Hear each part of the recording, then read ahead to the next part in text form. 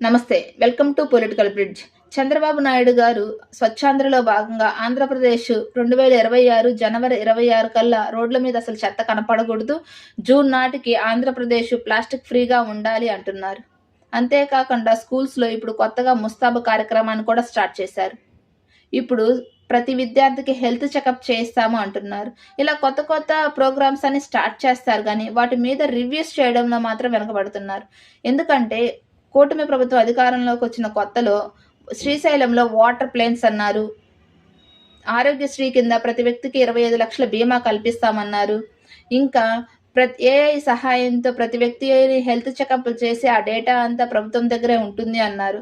ఇంకా P4 ఈ P4 గురించి సంవత్సరం క్రితం ఎంత అడ్వర్టైజ్ చేశారో చూసాం గదా! నిజంగా ఆ P4 ప్రోగ్రామ్ స్టార్ట్ చేసిన తర్వాత వాటి రిజల్ట్ ఎంతవరకు వచ్చింది, ప్రజలకి ఎంత ఉపయోగపడింది అని ప్రజలకు తెలియచేయడంలో మాత్రం వెనకబడ్డారు. ఇలా చాలా విషయాల్లో చంద్రబాబు గారిపై అసంతృప్తి ఉంది ప్రజల్లో కూడా.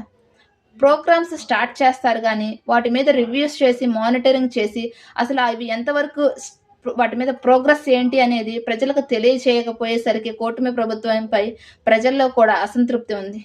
మీరేమంటారు? చంద్రబాబు నాయుడు గారు స్టార్ట్ చేసిన ప్రోగ్రామ్స్‌ని మానిటరింగ్ చేసి, వాటి యొక్క ప్రోగ్రెస్ గురించి ప్రజలకు తెలియచేస్తేనే మంచిదంటారా? కామెంట్ చేయండి. వీడియో నచ్చితే లైక్ చేయండి, షేర్